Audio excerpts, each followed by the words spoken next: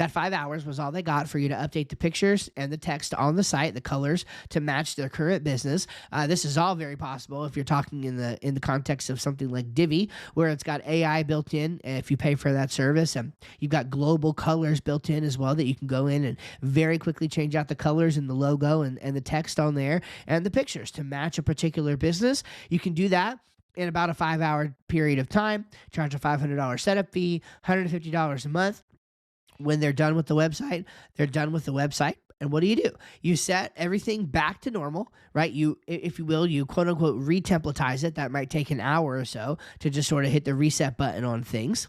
And then you've got a clean slate website, and you can actually market this website as a asset. Okay. So let's say that your web domain was rentapizzawebsite.com. I don't know, rentaplumbingwebsite.com. Okay. You maybe have a template gallery there with your actual physical web properties that, if you wanted to, you could just have a link right there that the potential customer could go explore.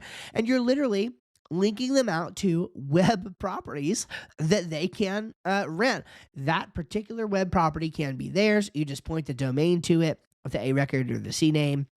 And then it's theirs, and it's being rented until such a time comes that they are no longer, wanting to pay for it, or no longer need it anymore. And then the website just reverts to you. Are they going to want to do that? I don't know. Should you have a buyout option? I think you could. I think you could say, okay, for a particular amount of money, $2,500 or whatever it is, they can actually buy that website outright. And then that's it. And then you have to build a new template in its place. I'm not sure on the numbers if that all makes sense, but think through that. I think that's the sort of direction that you need to think. This is a very blue sky, brainstormy episode of some cool ideas that I think you could do with this. This goes into what we were just talking about a couple weeks ago on this idea of being existentially flexible. Maybe it's not going to be a big deal in 10 years for you to pay $15,000 to own your website when you could just rent one for $150 a month. And so be on the cutting edge of that. Be thinking about, is that something that I can do in my business? Does that model make sense for me? So at the end of the day, do I recommend building sites that your clients don't own? I say anything is worth a try. If I had listened to people who told me that doing this or that wasn't a good idea over the course of my life, there are some pitfalls I would have avoided, but there are a lot more things I would have missed out on. And so I think it's a great idea to test things, to look and to explore, to consider new ideas. And to be the first to get there.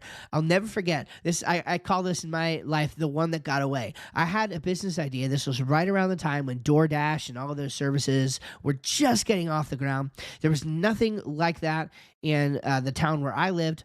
And I thought, you know what? We're going to make this work. We're going to actually bring this food delivery type of service to our town, and it's going to be awesome. Well, I jerked my feet. I didn't do anything with it. And literally a month or two later, after I had, just sort of moved on from it, I saw it popped up, Mayberry Takeout, the name of this company. And guess what? They're still going strong today with the exact idea that I had, but they beat me to the punch. So I learned from that. Never to be afraid to take shots, never to be afraid to take chances, never be afraid of losing or failure. If something doesn't work, cool. We're going to table that idea and we're going to move on to the next one. And that's the only way that I've ever found success in anything in life. And so I would never tell you not to look at this. I think it's worth a consideration, but think about it carefully and see if there's a niche that you can go into that would make a lot of sense, and you could craft a sales pitch that you think can actually win you some business on this, and give it a shot, see how you like it. All right. You guys take care.